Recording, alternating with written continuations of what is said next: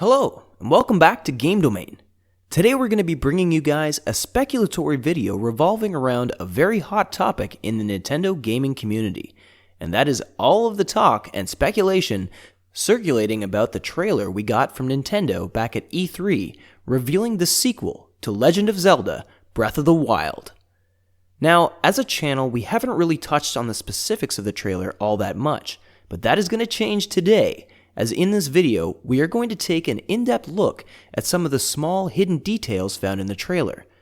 We're going to try our best to decode some of this information and elaborate on it as best we can before we get into the second half of this video, in which we are going to delve into the possibility of the series' namesake finally being playable after all these years. Before we continue on, we just want to encourage you guys to make sure you leave a like and subscribe and share this video with some of your friends. Now let's get into the video. The trailer starts off with the playing of a very eerie but yet intriguing new song. The first and only song that we've gotten from what is bound to be yet another incredible Legend of Zelda soundtrack. The first shot of the trailer shows little slivers of a sort of green light illuminating the dark room, perhaps taking the form of strings of energy flowing into the room. The camera pans out and shows the flow of green light and energy twirling around an upside-down triangular structure piercing down from the ceiling. The trail of energy seems to be coming from a point on the ground, the same point in which dozens of branches of malice are stretching out from, grasping the whole floor in the damaging substance that we are familiar with from their use by Calamity Ganon in Breath of the Wild. The next shot shows a wooden torch, a familiar obtainable item, being waved in front of a rock wall, in what seems to be an attempt to illuminate the paintings etched on the wall. The small glimpse we get of these paintings seems to show some sort of warriors in armor on horseback. The footage then cuts back to the green spiral of light, this time giving us a downward shot right into the central source of the energy, flowing from malice on the floor.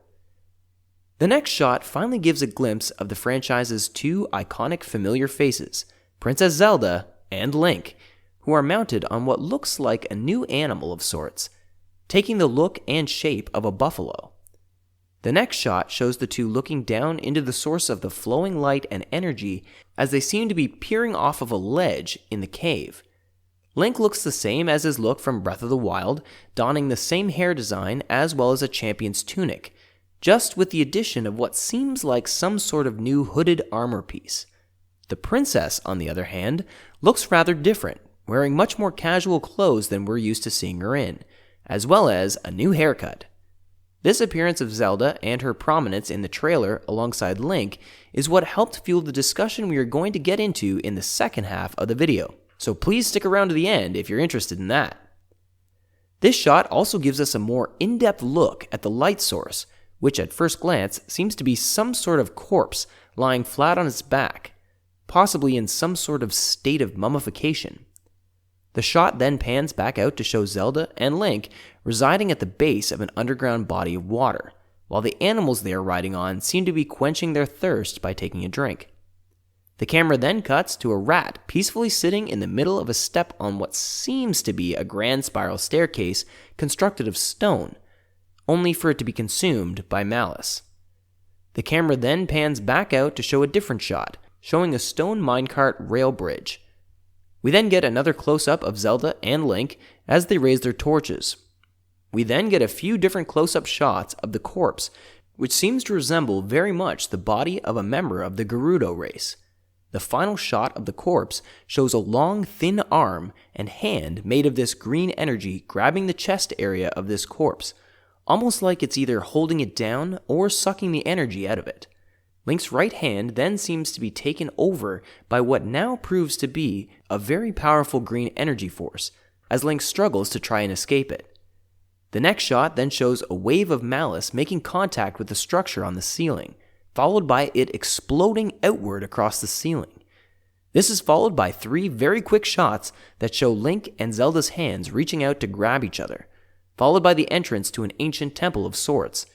Then the mysterious green energy hand grabbing Link's arm just as it did to the chest of the corpse. The next shot is a unique silhouette of sorts, but we can't really decipher what it might depict, other than the fact that the shadow on the right is most definitely the same hand that grasped both Link and the corpse. The ground then shakes, falls apart, and then Zelda is scared by the look of the previously still corpse's head turning to the side, only for its eyes to be glowing with malice. The trailer then cuts to a beautiful and serene view of Hyrule, which shows us that this game will take place in the same iteration of Hyrule as the original Breath of the Wild, and in the same game engine as well. You can hear the same beautiful sounds of wind and birds chirping, accompanied by the clouds moving quickly across the sky amidst the bright light of the glaring sun. Then a loud earthquake-like sound erupts, sending a large pack of birds flying in the opposite direction. Off in the distance is Hyrule Castle lifting up out of the ground, sending a wave of physical shock around the land, shaking the ground, trees, and animals. The trailer then cuts back to the same green energy and sounds of heartbeats that were presented at the beginning of the trailer, followed by the text that reads, "The sequel to The Legend of Zelda Breath of the Wild is now in development." This trailer was certainly one that we were not expecting, but we are certainly happy to have it. Now, there's a lot of stuff that this trailer throws at us, and at this point in time, it's very hard to try to decipher every little thing, and we essentially did that in the breakdown that you guys just heard. Now, before we end this video, we're just going to give you guys a few little speculatory points that have stemmed from some of the information that we pulled from this trailer. Breath of the Wild was a perfect blend of everything we've ever seen in Zelda, and one of the key points of that was the large focus on differentiating the major races in Hyrule, as each previous game really only had one or two of them. Each divine beast brought about a champion from a different race, all residing from the towns that have been reoccurring in the franchise since nearly the beginning, like the Zoras from Zora's Domain, the Gerudos from Gerudo Valley, the Gorons from Eldin, and the Rito from Rito Village. But a large part of the game was focused around one specific race that didn't even have a champion, but are known as the Sheikah tribe. The Sheikah were the main provider and source of all the technology used in Breath of the Wild, like all of the ancient guardians and their weapons and armor, the Sheikah Slate, the Sheikah Towers in every region, and of course, all of the 120 shrines throughout the land. And with the symbols in the trailer for the sequel all resembling the Gerudo race, that leads us to believe that this sequel could be centered around the history of the Gerudo, just as the original was with the Sheikah. And what would that mean? That would mean the inclusion of more Ganon content, and more specifically, the Gerudo form of Ganon that we're used to seeing in the past, and the iteration of Ganon featured in the Super Smash Bros. Series. This would add a whole unique storyline to the franchise, just as the original did. The second speculatory point that we want to make is the prominence of Princess Zelda in the trailer. It is not often that we see the princess depicted in regular clothing, getting her hands dirty and doing work with Link. But this new trailer seems to be not only showing us something new and innovative that we haven't seen before, but it also seems as if Nintendo may be hinting at something that us fans have wanted for a long time: the possibility of getting to play as Zelda. Now, this has only been done through the mod on the Wii version of Breath of the Wild, as Nintendo has never officially let us play through a main series, Zelda as the namesake herself. Now, in our opinion, the safest way to go about this would be to have certain parts of the storyline where you play as Link and other parts where you play as Zelda, rather than just giving people an outright choice that may alter the storyline.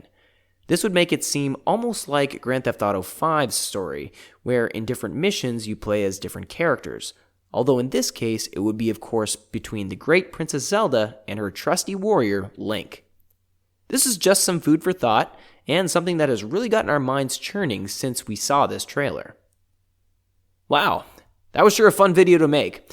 We haven't really ever done an in-depth trailer breakdown before, and that's why it took us a little bit to prepare and finally get this video out to you guys, but we certainly think it was worthwhile.